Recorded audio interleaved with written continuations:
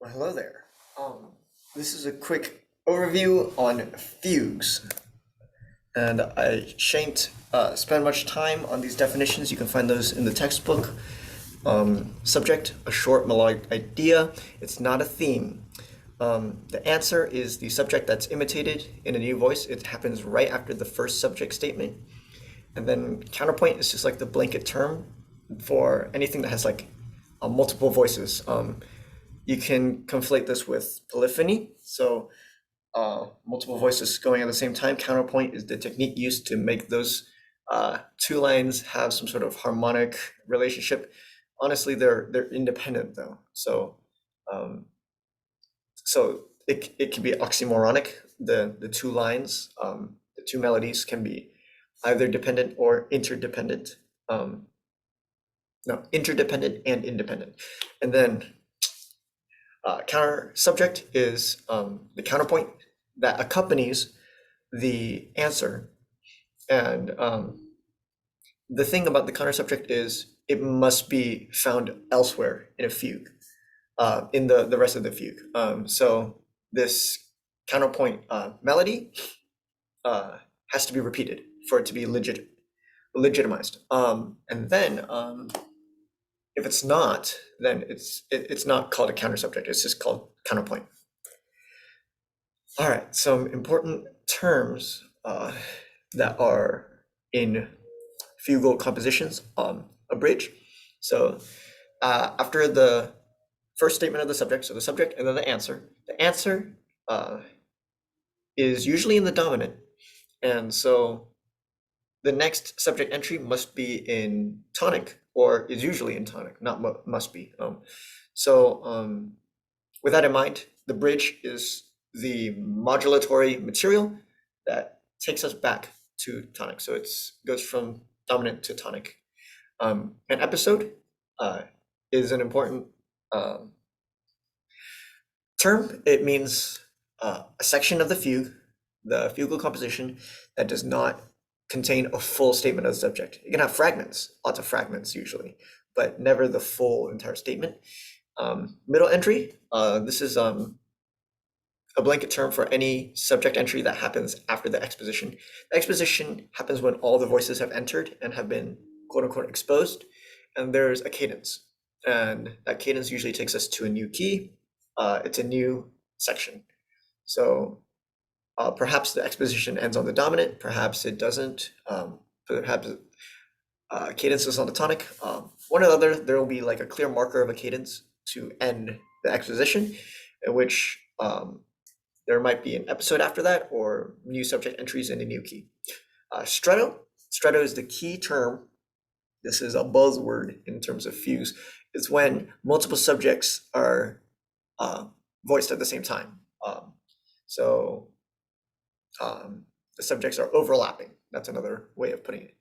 A pedal is a term for a note that's held for a long duration. When we say something like a dominant pedal, we mean that the bass note is sitting on the dominant note, or the 5 of the tonic key. And that 5 is just being held out to draw out a dominant inflection or tonicization. And because of that, usually the end result is a return to the dominant. All right.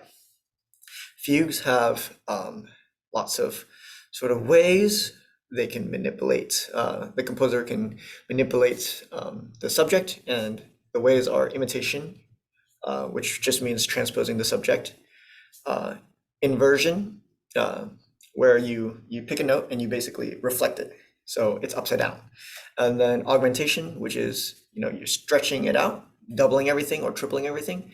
Again, it has to be proportionate, so every single note in it must be doubled, tripled, or whatever stretching method. And then diminution is the exact opposite of that.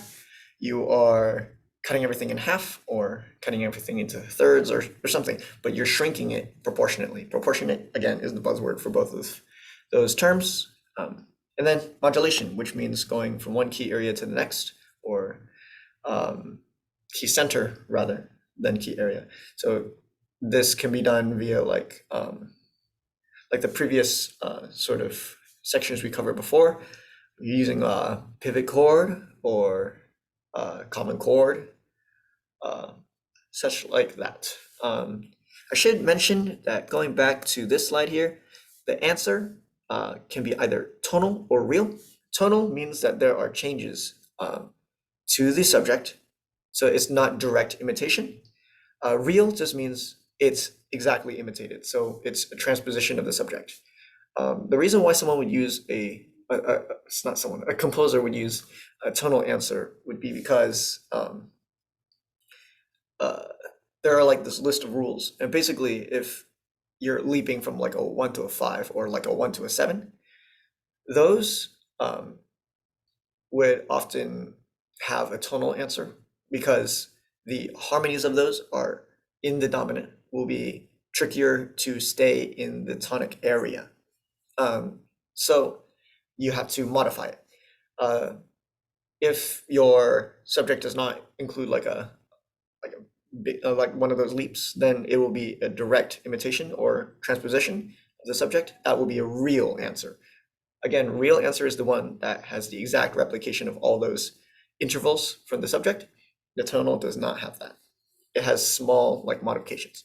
All right, now you can pause the video and listen on YouTube or Spotify or Apple Music or some music streaming service and search up Bach fugue from Bach fugue in D major from Well-Tempered Clavier number 2.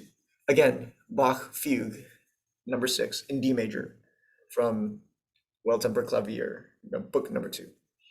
And then now we'll play the example, and hopefully fugues will make some sort of sense to you. Cool. All right.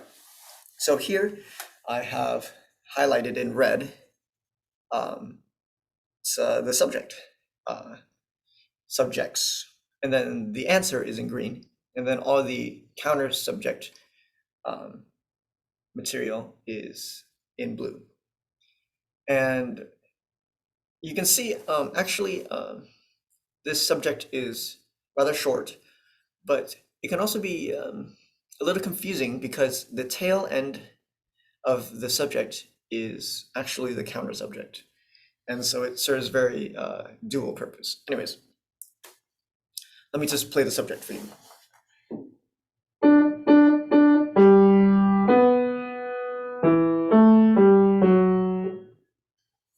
Okay, and then the answer.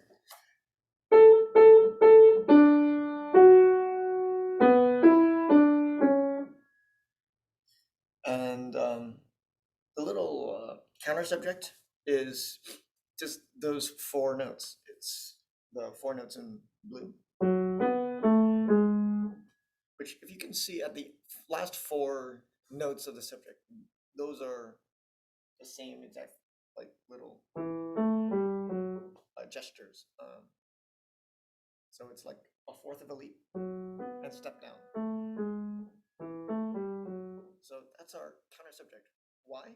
Why is it a counter subject? Because it is repeated a lot of times. In fact, in this particular fugue, it's repeated 110 times. And it's used for a whole bunch of different purposes. It's used as transition material, as fragments for the episodes, and of course, counterpoint.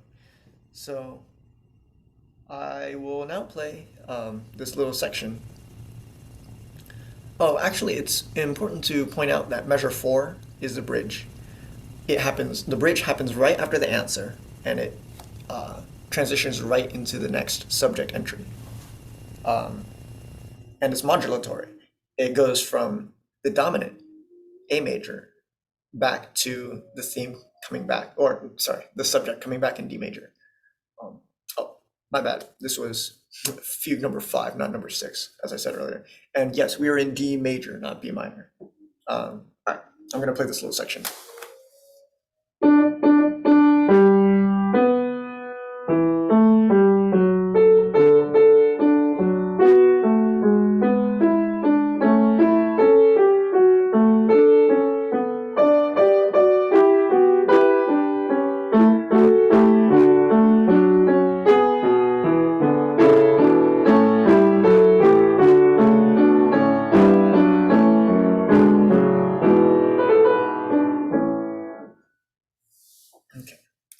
Now I've selected another part from this fugue, and this happens to be our end of the exposition and our first episode. So what we previously, the first section that I played was the subject, the answer, the bridge, and then the new subject entry, and then the last subject entry. So all four voices have had their say. And now we're approaching the end of the exposition. So we, as you see in measure 16 here, that would be a perfect authentic cadence, right? We see the bass going from A to D, and if we look at the harmony, it's an A dominant 7, and then it resolves to a D major.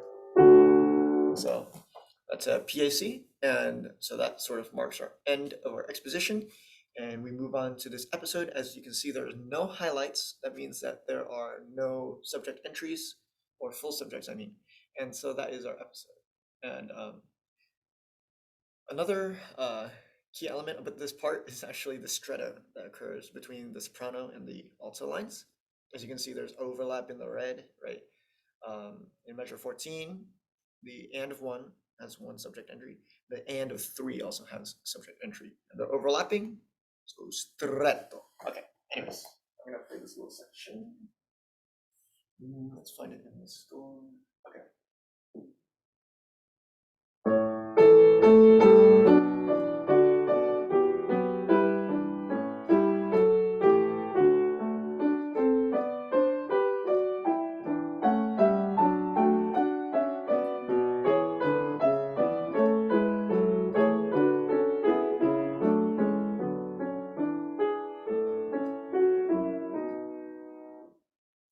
So, yeah, that section where it was just like, it kept going and turning around, and there wasn't the iconic, that's the episode. So, another way of sort of parsing out what parts are the subject entries and which parts are like the strutsy or the episodes is to really find defining characteristics in the subject.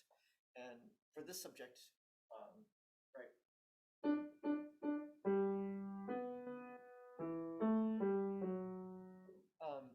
the really characteristic thing that I find to be most memorable is the first three quavers, right? It's da, da, da. We have this repeated note, 3/8 notes strung together in the same pitch, and I think that really helps us, pinpoint where the fugue subjects are, and visually you can see them as 3/8 notes connected together, right, on one note. So visually it's pretty easy to see. So always try to find some sort of defining trait to the subject. Another thing about this the subject is the leap down, and then coming up by a third. Now, looking at this episode, we don't see any repeated notes at all. I'll play the episode again. So that's starting at measure number 16.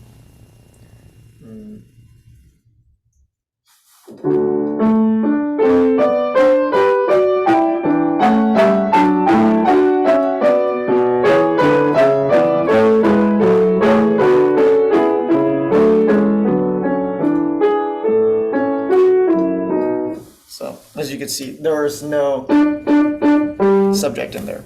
Okay, moving on.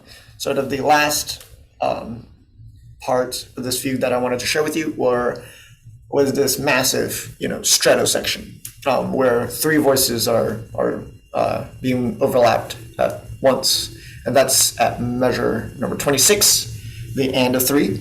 That's when the first, so that would be the bass line. The bass line plays the subject, then the soprano comes in, and then the alto has like this false subject entry. That's tricky, but why is it false? Because the subject is not completed, so it's fragmented. But it gives us the illusion of all of these voices coming in. And when you see the most amount of voices all played at once, that's usually the climax. So this is the climax of this fugue. This stretto that contains three subject entries, one being false, but it still provides a sense of calamity and tension and turmoil. And that's what makes it really pretty and powerful. Anyways, starting from measure 26, going into the stretto at measure the end of 27.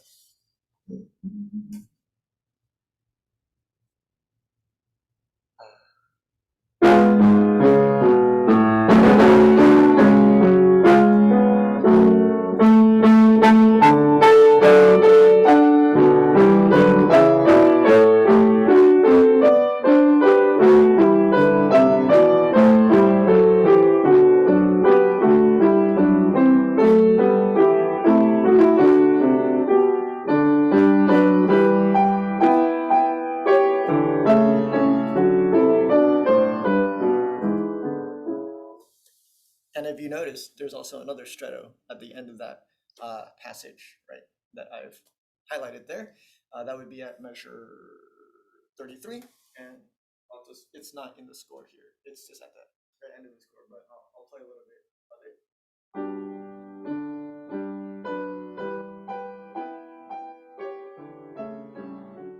And that's sort of like a three-voice stretto too,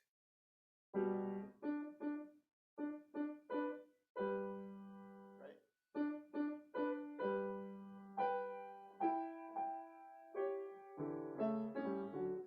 So I was playing it in slow motion to help you sort of hear them.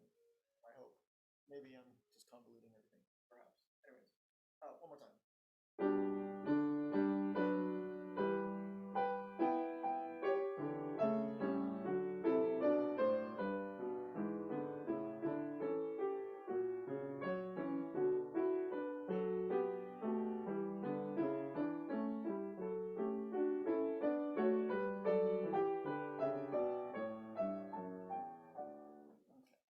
Anyways, that's it for this lecture on fugues. Okay, bye.